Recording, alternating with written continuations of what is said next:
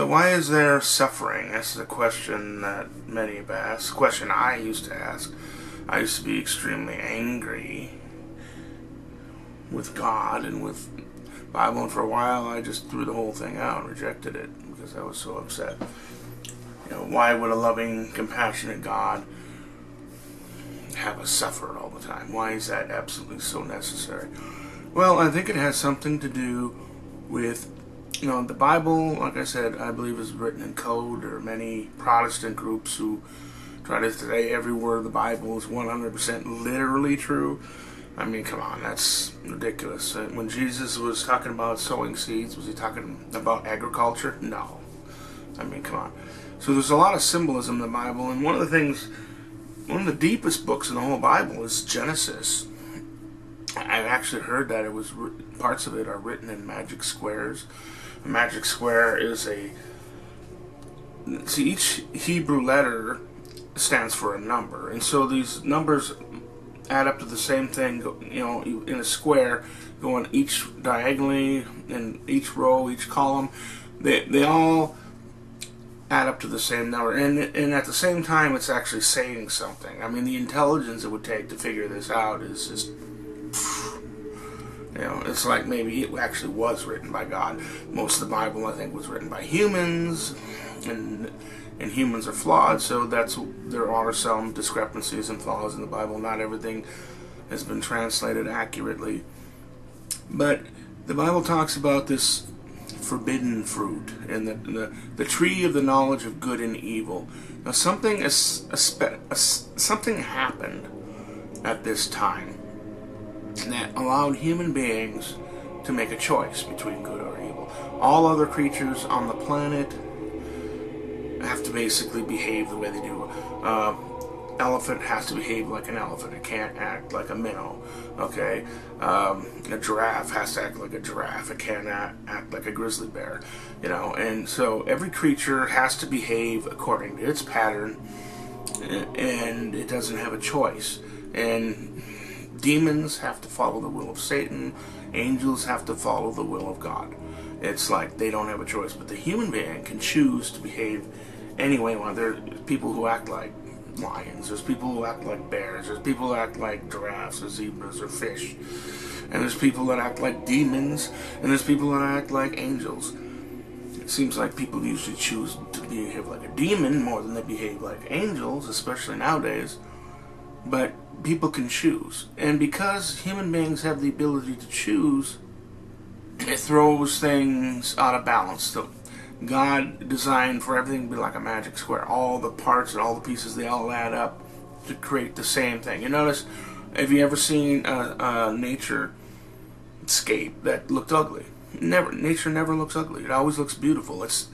There's a kind of symmetry, things aren't exactly like a mirror balance, but there's a kind of balance, there's kind of a symmetry that just isn't there. Now, anybody that's ever attempted to draw pictures knows what I'm talking about. It's not easy to just put trees and mountains and hills and other things in a way where it looks good. Okay, you have to learn how to do this, and it's not easy. But nature just does it automatically. For some reason, the seed falls in a certain place that always ends up being just a perfect look, and the tree always grows in a certain way that just looks good. It's just the way it is. What human beings can look ugly and can be ugly, and that's because human beings can choose their own path, and that throws things off. Now, the Bible, as Genesis and in the book of Enoch, also talks about these fallen angels came to earth and they started leading people astray. And they started having sex with earth women, and it produced giants. And I don't know, I think it said these giants were 200 feet tall. That's probably not accurate. But there are races of these giants, like Bigfoot and stuff. These could possibly be what they're talking about, these giants. And the giants apparently were doing evil things. And these fallen angels were also teaching these earth women they had sex with magic. The problem with magic is that human beings aren't really smart enough to try to alter reality. I mean, magic was meant for the angels. Angels who cannot operate outside the will of God naturally when they use any kind of supernatural power, it's in accordance to the will of God. Now, what's probably better than trying to practice magic, where you try to alter things according to your own will, which usually ends up being selfish, or even if you have the best intentions, you want to use magic to try to do something really positive. You know, as human beings, we can't see all the millions and trillions of combinations of everything. Our actions, affects others, which affects others, which affects others. So even if we're doing something we think is just minuscule, unimportant, and you forgot you even did it 10 minutes later, it has the potential to create like ripples in a pond.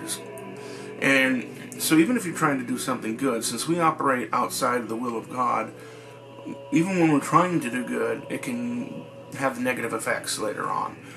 And of course, a lot of people aren't even attempting to try to do good. It seems like a lot of people, especially nowadays, deliberately and intentionally wanting to be evil. It's cool to be bad. In fact, the word bad has now become a word that basically means good. And now they've even had another word in recent years. They've come out calling sick. So, and they say that that's sick, and they mean it's good, or it's cool, it's wonderful. Everything's being reversed. It's because of Satanism is taking over everything. Satanism operates on the upside down cross. And all Satanists say, well, we don't do anything wrong. We don't break the law, blah blah. In spite of all the huge track record of Satanists who have committed horrific crimes and are in prison.